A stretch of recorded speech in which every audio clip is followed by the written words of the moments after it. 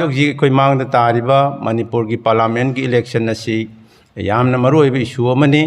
ꯃꯔꯝꯗꯤ ꯑꯩꯈꯣꯏꯒꯤ ꯍꯧꯖꯤꯛ ꯂꯩꯔꯤꯕ ꯃꯅꯤꯄꯨꯔꯒꯤ ꯌꯥꯝꯅ ꯀ꯭ꯔꯤꯇꯤꯀꯦꯜ ꯄꯦꯔꯤꯌꯗ ꯑꯁꯤꯗ ꯑꯁꯤꯒꯨꯝꯂꯕ ꯏꯂꯦꯛꯁꯟ ꯑꯁꯤ ꯑꯩꯈꯣꯏꯗ ꯇꯧꯗꯕ ꯌꯥꯗꯕꯅꯤꯅ ꯂꯩꯔꯤꯕ ꯃꯅꯤꯄꯨꯔꯒꯤ ꯕꯤꯁꯦꯟꯄꯨꯔ ꯗꯤꯁꯇ꯭ꯔꯤꯛꯀꯤ ꯑꯃꯗꯤ ꯑꯀꯣꯏꯕꯗ ꯂꯩꯔꯤꯕ ꯄꯨꯝꯅꯃꯛꯀꯤ ꯃꯐꯝꯗ ꯕꯥꯜꯀꯤ ꯃꯥꯏꯀꯩꯗꯒꯤ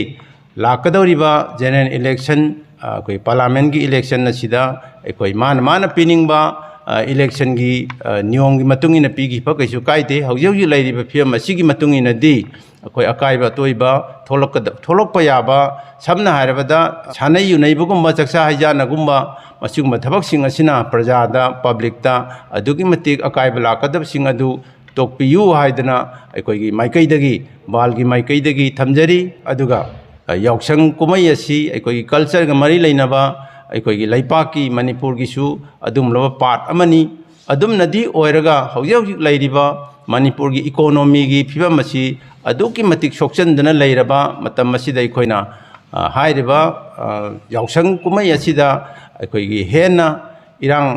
सागतना हाइबदि सेन तिंगदबा मोंग अमदा अखोई याउसंग कुमै असि कुमसिदि अखोई बाल की माइकैदगी लैबिरिबा मणिपुर की प्रजा पुनमक्ता सेन की फिवम नातै चादबा फिवम तालक असिदा असिगुमलबा फिवम लैरिङै तंजा असिददि अखोई मिपुम खुदिंगमंगना भाव ताबिरगा हंदकी याउसंग कुमै असितंगदि लेपिननबा बाल की माइकैदगिसु अपील तौजरी अदुना हौजी अखोइना मणिपुरदा लैरिबा फिवम असी रेड जोन एरियादा लैरिबा अखोइगी लान की फिवम असी